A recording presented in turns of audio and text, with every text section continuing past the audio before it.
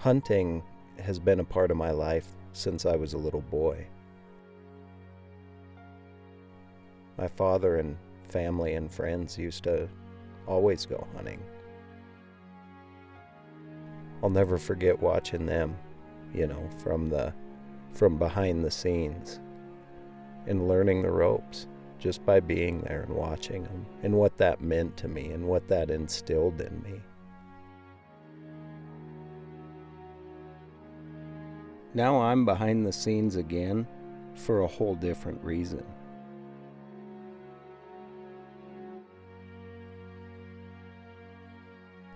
I don't know if Dad knows it or not, but it completely changed me as a person. Hunting is part of who I am. It's what drives me every day to become a better person for my family and for what I love. Hunting is way more than a hobby to me. It's my passion. It's what fuels my day-to-day decisions and rekindles my soul. Hunting not only puts food on my table, but teaches me to give thanks for every meal.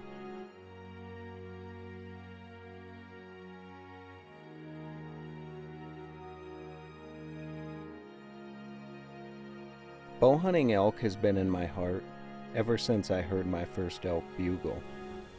I think they are an absolutely magnificent animal and continue to drive me to this day.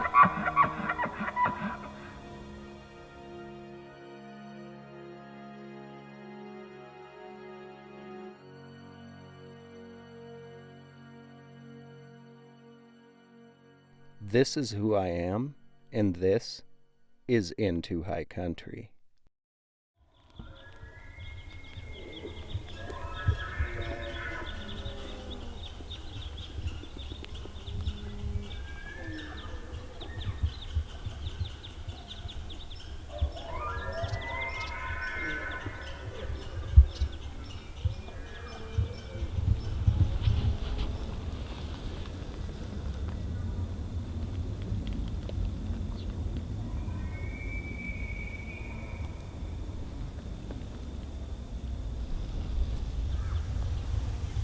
Position perfect, but we just need this wind to switch.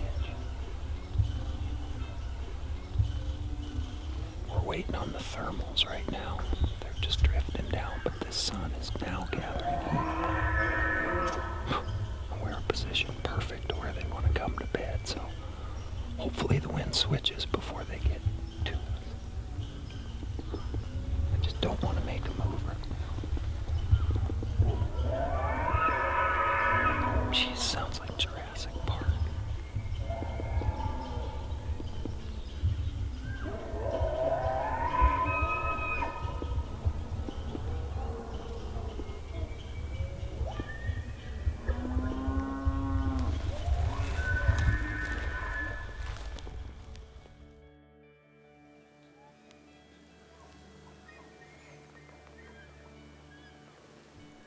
Being submersed in elk country is unlike anything else in the world. The sounds that come out of that forest are absolutely amazing, from the bugles to the grunts and chuckles and glunking, and even the cow chirps. To be submersed in that and surrounded by that is a feeling unlike anything else. I crave it. I look forward to it all year long. When I'm not here, I want to be here. That's the way it's always been. Elk do something to you as a person. They resonate inside you.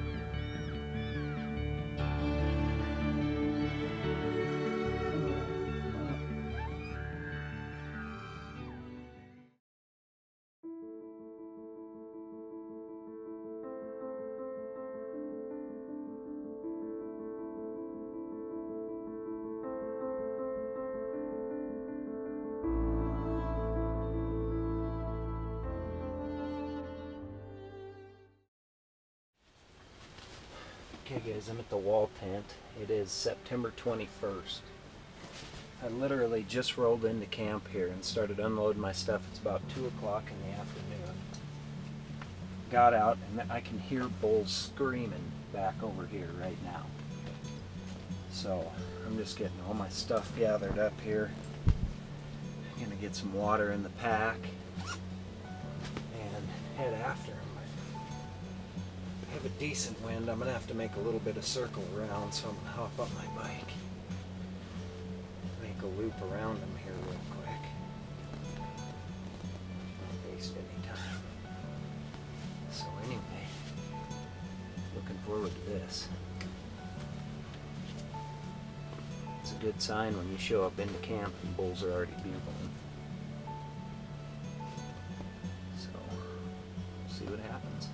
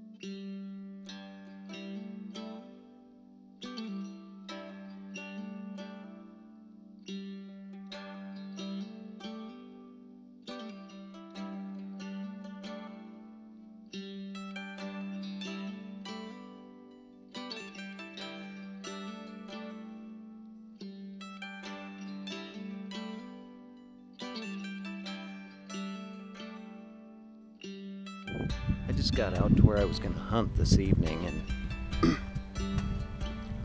it's taken me about 20 minutes to hike back in there, and the wind is just completely wrong. Like, I know where this bull's bedded. I know where he's going to come out, or I feel like I know. You know how that goes. But the wind is totally wrong. Like, for those of you who have hunted anything for that matter. Without the wind, you are screwed. So just getting back to the truck here. It's actually pretty late, like 5:30. But no sense in wasting an evening being in an area with bad wind. I mean, it's going to put me in my other spots super late. But like I said, no sense wasting time without the wind. You got to have the wind or it's not going to happen. So rather than waste a night blowing these elk out, I'm going to try to get to another area and see what's in there. I'll have a better wind for that one. So anyway, fingers are crossed. Sometimes things don't work out the way you want, but ends up being a blessing in disguise. So gonna hop in the truck, switch areas, see what happens. Stay tuned.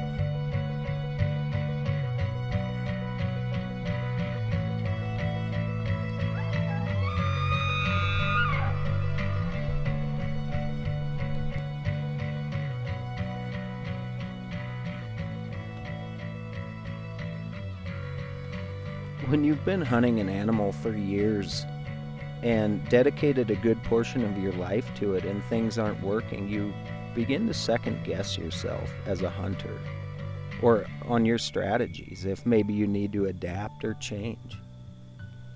This was an all new area to me, so I wasn't sure if maybe I wasn't doing something right. Maybe I wasn't hitting the right calls or playing the winds right. So I knew I had to just be a little more patient and sit back and listen and let the elk kind of tell me what I needed to do.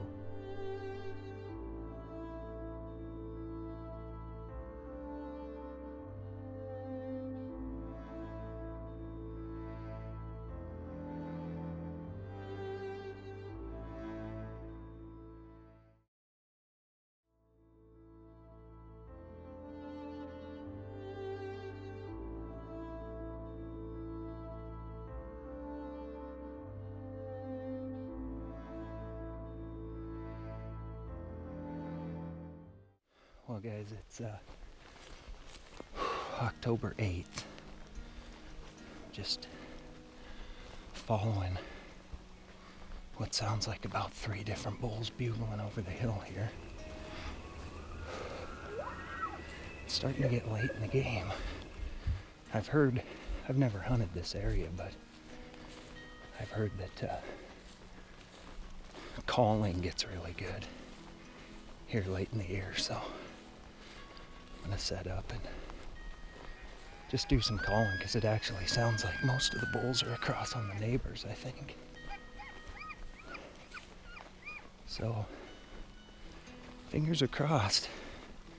It's time to make something happen. Been close a lot of times. Just gotta put it together.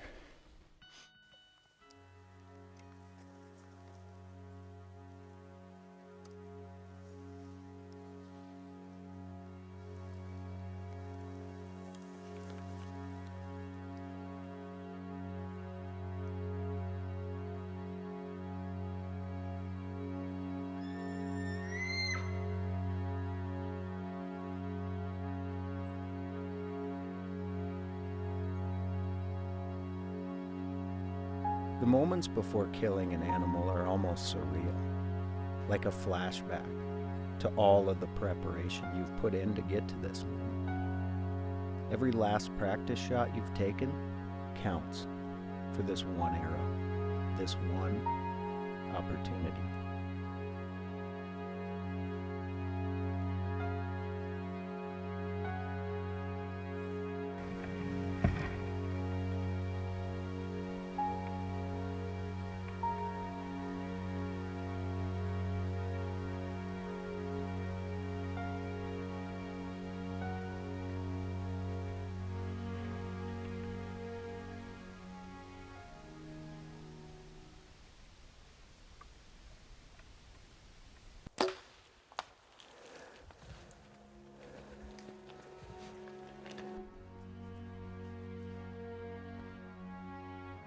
And then it's over.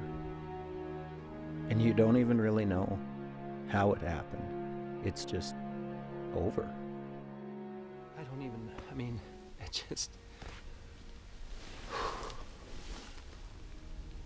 It just blows me away how you go from freaking nothing to all of a sudden he's right on top of me, 40 yards. This was like the perfect backdrop. He had no idea I was here. I think he caught a little bit of my wind and held him up right there, but I was already at full draw.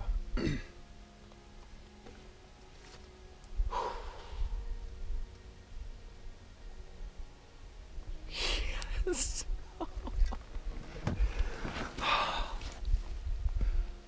Oh my God, finally.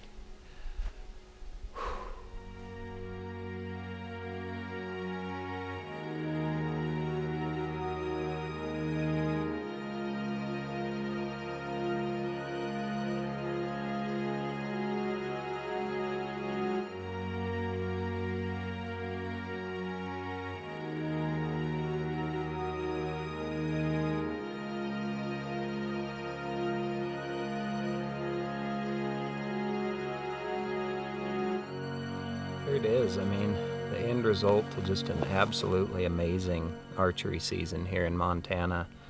Got to hunt with my buddy Barrett and Clark a few times, but for the most part was by myself this year. And you know, that's everything from staying in the wall tent to hunting, and it kind of, you know, started to wear on me a little bit. This is probably my third week of being here, not steady. I've went home for a few days at a time, but it's definitely tried me and tested, you know, everything I am as a hunter, from my abilities to use these coulees and sort through the wind and the swirling winds, which is what got me for the most part, and you know, trying to call by yourself, trying to film by yourself, just all the challenges that brings. It's just, you know, it's so rewarding to know you did it and we're able to get it done. So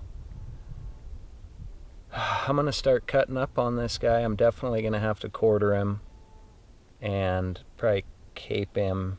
The whole works right here. I mean, I don't have far to go, but being that I have to do it by myself, I'm gonna take small portions. So that's what I got the pack for. But I just could not be more pleased with this bull. He's just an absolute beautiful bull. Long mane beams, beautiful whale tails, just everything you could possibly want in a bull elk. So just can't say enough. I better get to work here.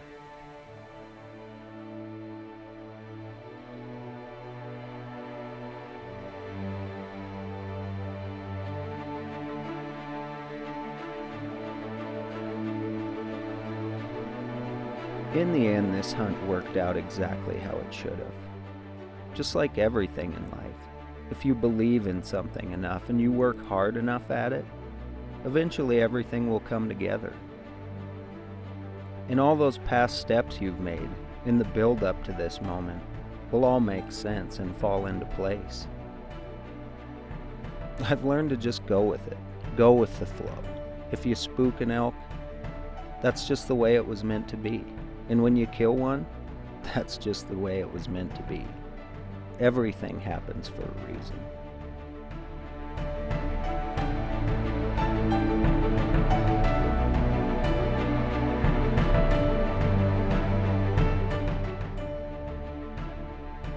It's still 9 months out, but I already dream of the moment that I can be back on this mountain again.